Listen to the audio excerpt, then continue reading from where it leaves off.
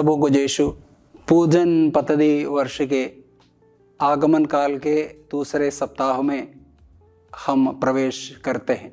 अय्यूब का ग्रंथ अध्याय 11 पद संख्या 13 और 14 में प्रभु का वचन कहता है, तुम ईश्वर की ओर अभिमुख हो जाओ और उसके सामने अपने हाथ पसारो। यदि तुमने पाप किया तो उसे दूर फेंको, अधर्म को अपने यहाँ न रहने दो। आगमन काल के दूसरे सप्ताह में माँ कलीसिया हमसे तीनों पाठों के द्वारा हमें प्रभु के साथ के रिश्ते को और मजबूत बनाने के लिए आग्रह करती है।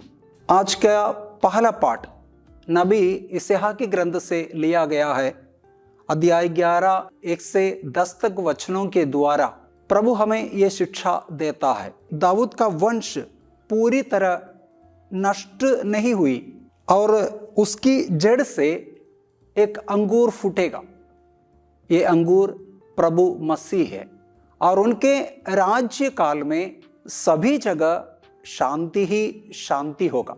आगमन काल के दूसरे सप्ताह में कलीसिया प्रभु के उस शांति को अपनाने के लिए आग्रह करती है। तो यहाँ पुराने विधान के नबी यशायाह के ग्रंथ द्वारा प्रभु का आदेश यही है कि प्रभु के उस राज्य काल में सभी जगह शांति ही शांति रहेगी।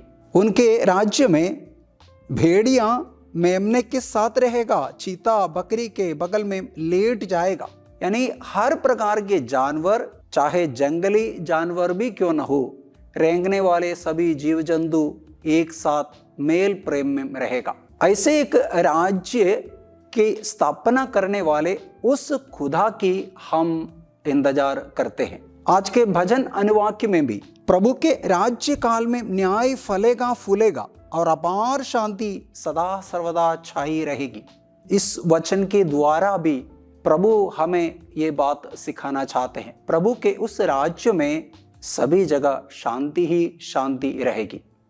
ये शांति किस प्रकार हमें पाना है उसके बारे में रोमियो के पत्र द्वारा संत पौलुस हमें शिक्षा देता है। हमें आपसी प्रेम एवं मेल मिलाप बनाए रखना। मसीहियों के प्रत्येक मसीही के जीवन में जिस प्रकार मसीह सबों को स्वागत किया, उसी प्रकार हमें एक दूसरे को स्वागत करना, हमारे जीवन में अपनाना है। उनकी कमी कमजोरियों पर रहम करना, उन्हें हृदय से चाहना है और सबों के बीच में एकता एवं शांति के सूत्र में बांध रखना है। आज के सुसमाचार में पुराने एवं नए विधान के आखिरी नबी द्वारा हमें ये शिक्षा मिलता है। वो कहता है, निर्जन प्रदेश में पुकारने वाले उस नबी इस प्रकार हमें चेतावनी देते हैं। जब लोग उनके करीब जैसे आए, एक प्रकार से कड़ू वचन का प्रयोग करते हुए, सांप के बच्चों, कराइतों के बच्चों, थोड़ा सुनने में उतनी अच्छे शब्द नहीं है, क्योंकि उन्होंने उनके पाखंड को देखा। यूहन्ना बपतिस्ता ने लोगों के हृदय को देखा। उनके हृदय में प्रभु के प्रति ना तो कोई प्यार, ना कोई प्रभु के प्रति श्रद्धा है। उनके पाखंड को देखकर प्रभु के वचन उन्हें यूहन्ना बपतिस्ता सुनाते हैं और कहते हैं, पश्चाताप करो, ईश्वर का राज्य निकट आ गया है। यूहन्ना बपतिस्ता के प्रवचन के सारांश बस यही है, प्रभु का आगमन सुनिश्चित है भोर की तरह। उसी प्रकार इसीलिए हमें अपने आप को तैयार करना, पश्चाताप करते हुए।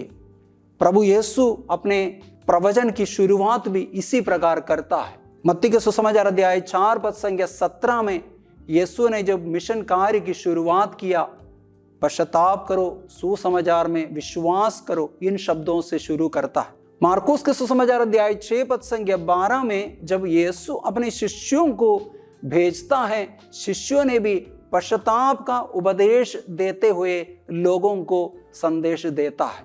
यीशु के पुनरुत्थान के बाद, स्वर्गारोहण से पहले यीशु जब अपने शिष्यों को जिम्मेदारी जब सौंपता है, उस समय भी यीशु इसी प्रकार शिक्षा देता है, सभी लोगों को पश्चाताप का सुसमाचार सुनाना। पश्चाताप जो करता है उन्हें ईश्वर की कृपा प्राप्त है। प्रथम कलीसिया की जो शुरुआत में संत पेत्रुस प्रेरित चरित अध्याय 2 पद संख्या 38 में करीब करीब इन शब्दों से लोगों को शिक्षा देता है, कहता है पश्चाताप करना, ईश्वर के राज निकट है, यानी प्रभु का आगमन निकट है, इसलिए पश्चाताप करना। संत पौलुस अपने प्रवचन में भी इसी प्रकार शुरू करता है।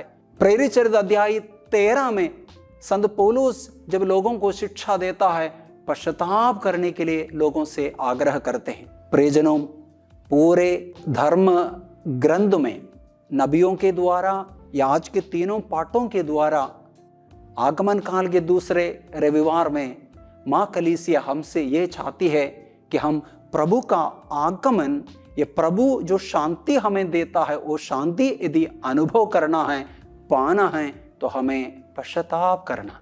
याकूब के पत्र अध्याय 4 पद संख्या 8 में संत याकूब हमें सिखाते हैं, ईश्वर के पास जाइए, ईश्वर आपके पास आएगा। प्रभु के पास जाने का सही तरीका, प्रभु के वो शांति हमारे हृदय में, हमारे घर में अनुभव करना है, तो हमें पश्चाताप करना है। विधि विवरण ग्रंथ अध्याय 23 पद संख्या 15 में प्रभु का वचन है, प्रभु तुम्हारी रक्षा करने, शत्रुओं के पंजे से तुम्हें छुड़ाने के लिए तुम्हारे शिविर की रक्षा करता है, तुम्हारे शिविर की चारों ओर विचरता है। इसलिए तुम्हें तुम्हारे शिविर को शुद्ध रखना चाहिए। कहीं ऐसा न हो कि प्रभु कोई गंदगी तुम्हारे शिविर में देखे और तुमसे विमुख हो जाए। इसलिए प्रभु हमसे चाहते हैं कि हम हमारे शिविर को, हमारे शरीर को, प्रभु निवास करने वाले इस मंदिर को, हमारे घर को, हमारे प्रियजनों को पश्चाताप करते हुए हमारे शिविर को शुद्ध रखना है। ऐसे जगह पर अवश्य प्रभु का जन्म भी हो जाता है, प्रभु की शांति का अनुभव कर पाते हैं। ऐसे नबी के पुस्तक अध्याय 30 पद संख्या 15 में फिर से नबी कहता है, पश्चाताप और स्वीकृति में ही तुम्हारा कल्याण है। पश्चाताप करे और पापों को स्वीकार करे, तब उसमें हमारा कल्याण है।